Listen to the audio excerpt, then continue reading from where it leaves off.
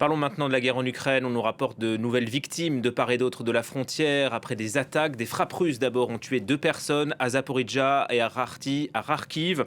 Même bilan en Russie après le passage d'un drone ukrainien à Sysvran dans le sud-ouest. Kiev continue donc de riposter mais sera bientôt à court d'argent. Les Ukrainiens devraient bientôt recevoir la somme de 90 milliards d'euros de la part des Européens. Le prêt a été accordé après le feu vert des Hongrois. Ces derniers avaient posé leur veto. Ils réclamaient la réparation d'un oléoduc qui les relie à la Russie. On retrouve Pierre Benazet à Bruxelles.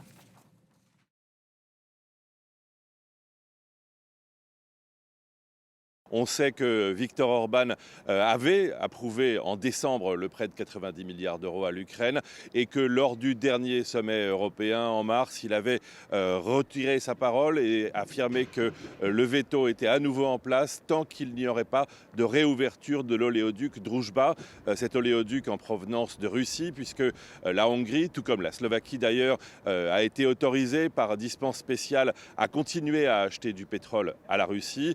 Cet oléoduc était détruit en partie par des frappes russes. L'Ukraine ne voulait pas se procéder aux réparations et ça a été le centre d'un bras de fer qui a duré en réalité jusqu'à la défaite de Viktor Orban face à Péter Magyar il y a 10 jours lors des législatives en Hongrie. Il y a eu 2 événements importants dans les dernières 48 heures. D'abord, la promesse de Viktor Orban de lever ce veto hongrois dès que les premières gouttes de pétrole arriveraient par l'oléoduc Druzhba et l'annonce hier de Volodymyr Zelensky que les réparations étaient terminées.